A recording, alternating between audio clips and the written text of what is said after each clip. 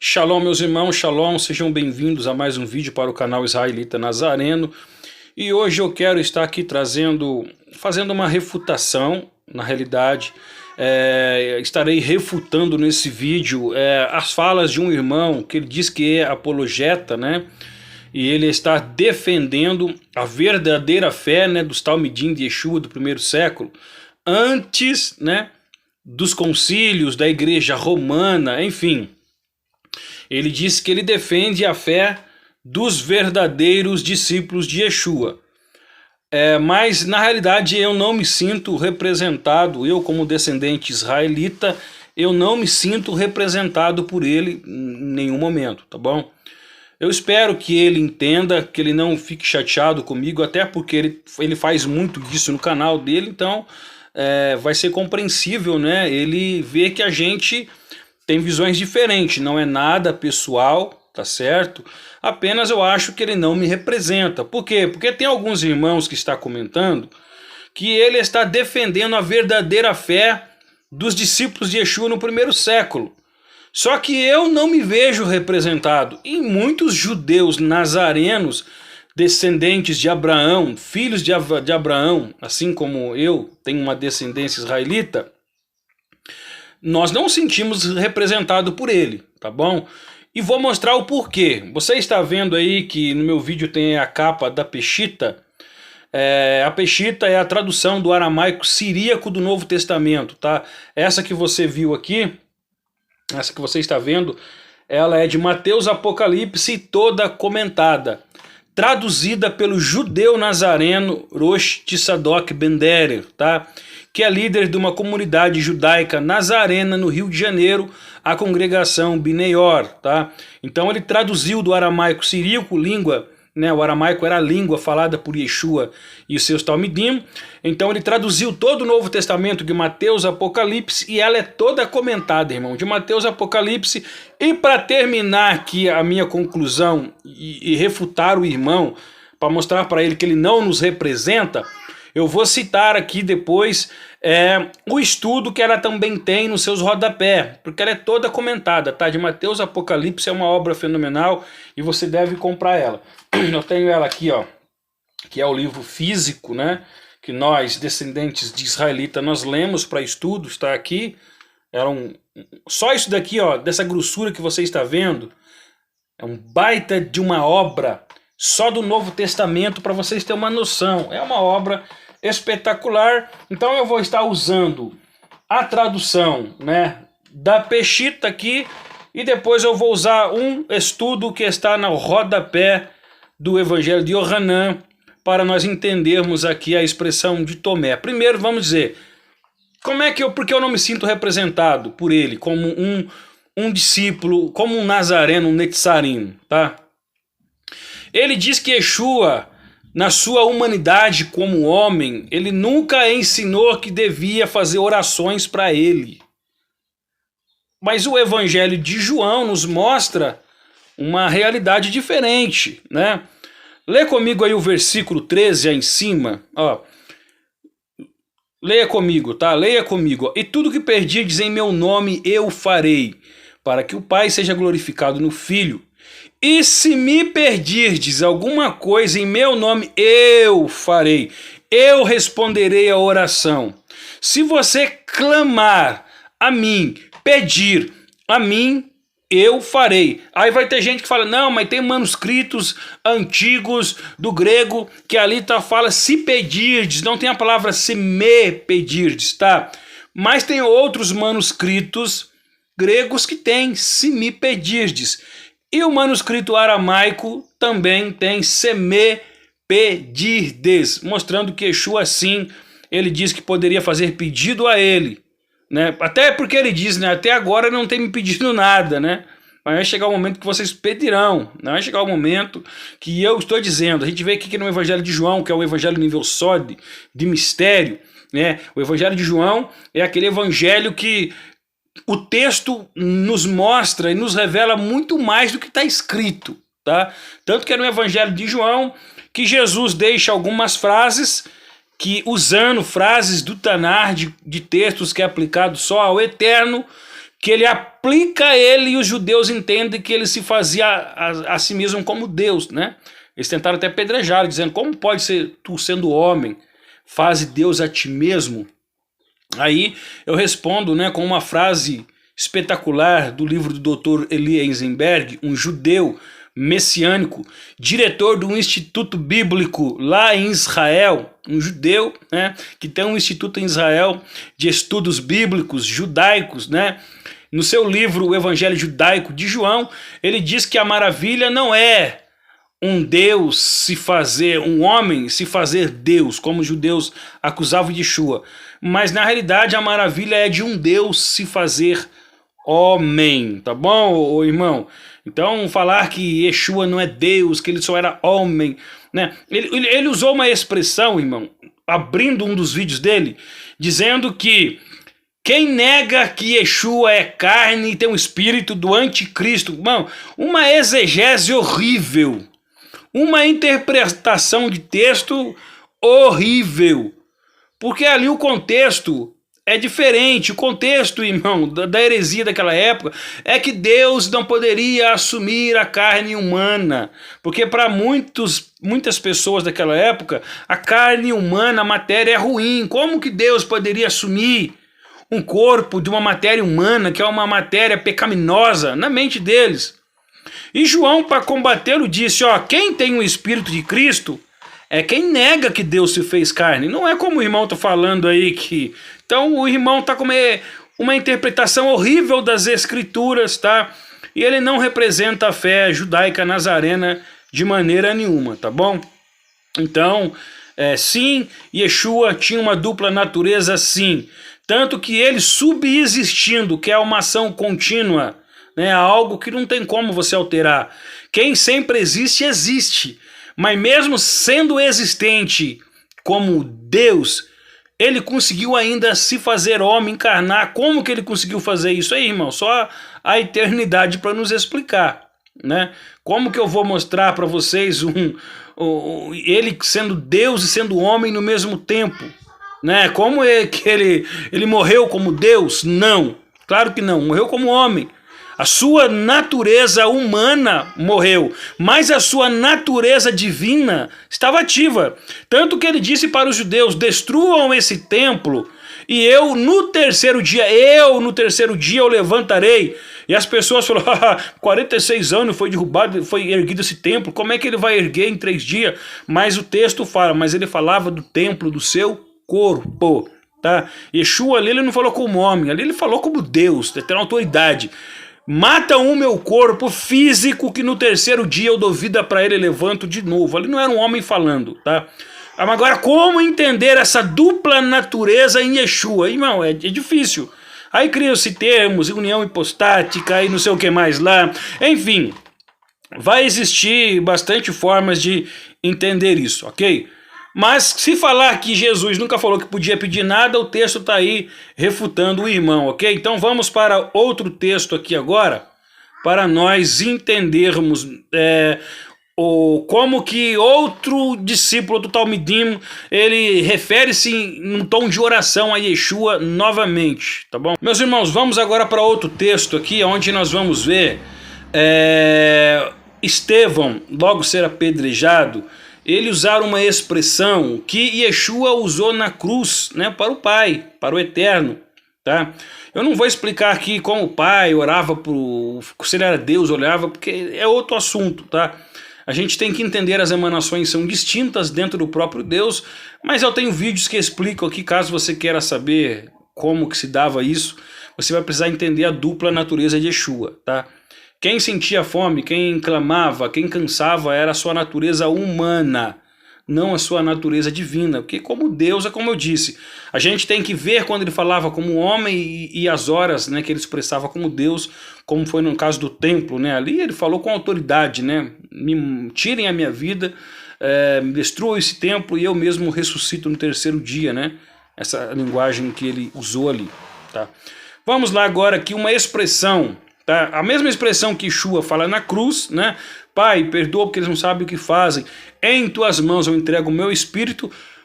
Agora aqui, um apóstolo, ele usa a mesma expressão, mas em vez de falar o Pai, ele refere direto a Yeshua, né? Ele fala diretamente a Yeshua. Vamos lá.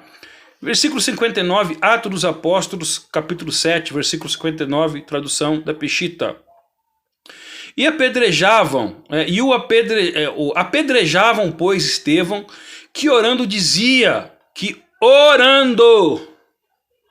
presta atenção, Reiná, ele orou no momento da sua morte, Estevão, quando ele estava ali sendo apedrejado. Estevão orando dizia, Senhor Yeshua, recebe meu espírito. E pondo-se de joelhos, clamou com grande voz, Senhor, não lhe imputes esse pecado. Tendo dito isto, adormeceu, né? Perdeu sua vida, se foi. E Shaul, aceitando isto, participou na sua morte. Então, poxa, ô irmão, então Yeshua nunca falou para orar para ele, ninguém orou a Yeshua?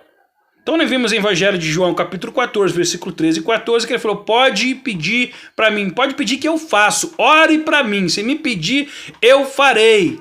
E nós vemos aqui agora um diácono, né, chamado de diácono, assim, na igreja primitiva, ali, logo pós Yeshua, orando diretamente a Yeshua e entregando o seu espírito na mão de Yeshua e pedindo para que Yeshua ainda perdoasse, não levasse em conta a ignorância, o pecado daquele povo. Então, pelo amor de Deus, né, irmão?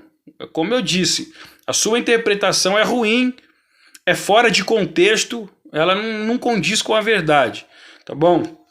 Agora, meus irmãos, vamos para um texto fenomenal, tá? Para você ver que, como eu estou dizendo, o irmão não nos representa, ele não é a nossa realidade, nós como Netzarim, como nazarenos, discípulos de Yeshua, tá? Vamos para um outro texto aqui agora. Irmãos, outro texto aqui para a gente terminar aqui a minha refutação contra o irmão. Eu já disse, não é nada pessoal contra você, irmão, é apenas aqui no campo das ideias, tá? Mas se as pessoas que estão assistindo o teu vídeo estão agora dizendo que estão sendo representados por você, que segue a verdadeira fé dos discípulos de Yeshua antes de concílio, antes de Roma, não, tá? Não é verdade. Você não representa a fé dos Netzarim, tá? Dos nazarenos, ok? Porque Rav Shaul, Kefa, estes apóstolos eram emissários, tá? Eram nazarenos, eram Netzarim, e eles falaram totalmente ao contrário do que você está dizendo, tá bom? Vamos aqui para o texto de Tomé, de Tomá, tradução da Peshitta. Olha aqui, capítulo 20, versículo 27. Disse a Tomé, tá? A Bíblia em português está Tomé, da tradução do grego, né? As pessoas colocam Tomé. Vamos aqui para a tradução do aramaico, siríaco. Disse, né, Yeshua a Tomé, tá bom? A Tomá. Chega aqui o teu dedo e vê as minhas mãos. Chega a tua mão e mete no meu lado. E não mais deixes de crer, mas creia. E respondendo-lhe Tomé, judeu, disse, Senhor meu e meu Elohim, né, ou Elohim meu, que a palavra ali é Alahi, né? Eu vou entrar daqui a pouco para explicar para vocês. Preste atenção agora. Olha a expressão de Tomé para Yeshua. Senhor meu e Elohim meu, ou meu Elohim. Irmão, um judeu só usa essa expressão para o eterno. E Tomé era judeu, tá bom? Então, falar que os primeiros discípulos não tinham Yeshua como Elohim, como Deus, pelo amor de Deus, irmão. Aí ele usou o argumento lá, um argumento frajuto. Não, porque Moshe também era chamado de Elohim, porque outro era chamado de Elohim. Tá certo, verdadeiramente existe a palavra Elohim, que é um plural, né? Que é um plural. A palavra Elohim, realmente, ela é uma palavra plural.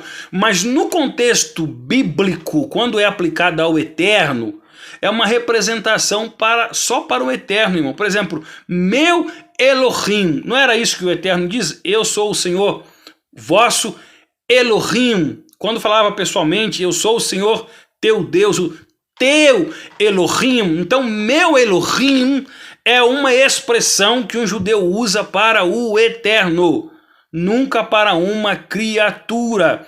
Agora, vamos para um estudo aqui agora, tá bom? Para nós ver o estudo da Bíblia do Rosh Tzadok Ben Der. Eu falo dele, mas não é dele, ele apenas fez a tradução. Mas vamos ver para o estudo judaico que tem na nota de rodapé da Peshitta. Vamos comigo, vamos lá comigo. Meus irmãos, leia comigo aí esse estudo, tá? Tá na nota de rodapé da Bíblia Peshitta. Um comentário aqui de um judeu sobre a expressão meu Elohim, ou Elohim meu, de Tomé, usando ali a gramática do aramaico siríaco. E o que significa isso para um judeu, tá? Um judeu dentro da gramática, um judeu que entende os termos bíblicos, tá? Da expressão meu Elohim. Então vamos lá, ó. Tomé chama expressamente Yeshua de Elohim, aramaico Allah, né? Que é igual meu Elohim. É importante registrar que a palavra Elohim do aramaico Allah é usada, né, em escrito dos Talmidim, né, dos discípulos, apenas para referir-se a Adonai. Você está vendo aí o tetagrama sagrado. Isso daqui é um judeu explicando a expressão de meu Elohim, tá, de Tomé, ok? Com efeito, no primeiro século, né, os vocábulos, né, seja os vocábulos Elohim, Allah ou Elaha, eram usadas tão somente para referir-se a Adonai, ao Eterno, e não aos homens, irmão, a criatura. Depois ele deixa aí algumas referências sobre léxicos, tá? Informação de estudiosos que entendem da gramática aramaica. Tem aí os livros, as páginas para você fazer pesquisa, para você entender que no contexto do primeiro século, ali no segundo templo, naquele contexto, Elohim, Allah, Elaha, né, eram expressões que judeus só usariam para o eterno. Então não tem como, né, a nós, Netzarim, nazarenos, que somos Talmidim de Yeshua, descendentes israelitas que entendemos que as escrituras, ela é a palavra de Deus revelada para nós, não tem como nós negarmos que Yeshua é de fato o próprio Elohim, uma emanação de Elohim, tá? Ah, mas como assim? O Pai, o Filho e o Espírito Santo, já disse aqui, são emanações distintas. Eu tenho um vídeo aqui que eu explico sobre isso. Do Eterno.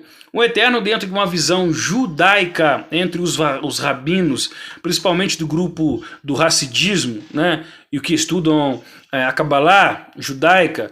Por exemplo, entre eles tem um dos mais famosos, que é o Rebbe de Lubavitch. Eles entendem que o Eterno é o Ensof, o infinito, o ser infinito, sem fim. Tá? Que até para criar os mundos ele teve que se contrair, fazer tzimtzum, tá? Então Pai, Filho e Espírito Santo são emanações distintas, diferentes, tá? Por isso que tem regras ali, sim, regras de, no sentido assim, diferenças, distinções em função, não em essência, em função, tanto que o Novo Testamento, né, atribui tanto ao Pai, ao Filho e ao Espírito Santo o termo Adonai, tá? Que é o tetagrama sagrado, ok? Isso está na Peshitta, está na Bíblia judaica do Rabino David Stern, que são todas Bíblias, né, e que são traduzidas por judeus. A Peshitta é traduzida por um judeu do aramaico. A Bíblia judaica completa é traduzida por um rabino judeu, né, traduzido dos manuscritos gregos. Então, meu irmão, o nosso querido irmão aí, ele não nos representa, tá bom? Então eu estou aqui fazendo esse vídeo, refutando ele, tá bom? Dizendo que a fé dele lá, ele colocou como chamar, para quem olha, pensa que ele está defendendo a fé dos Netzarim, dos nazarenos, mas não está não, tá bom? Eu e muitos judeus, rabinos messiânicos, morés do Brasil e do mundo, tá? Se você comprar livro desses judeus, tipo o Comentário Judaico do Rabino David Stern, a Peshitta do Rosh Tzadok, comprar livros de Alan Siegel, Elie Zidenberg, também estudar a vida de obra de Isaac Shapira, Tzvi Nassi, Isaac Lichtenstein, que são judeus, tá? Que são judeus de fato, você vai entender que eles sim, eles não negam a Elohut, a divindade do Mashiach. Então, Nós estamos aqui, eu estou em nome, né, da comunidade Netzarim, dos nazarenos, dos discípulos de Yeshua, dizendo que o irmão aí, ele não defende, tá bom? Em nada, não defende, tá? Ele não está conseguindo defender a fé original, né, de maneira nenhuma, dos Talmidim, dos Netzarim do primeiro século, tá bom? E quem prova isso? As próprias escrituras e o escrito dos emissários dos primeiros nazarenos, dos primeiros Netzarim. Então, Deus abençoe a todos, até o próximo vídeo, se o Eterno permitir.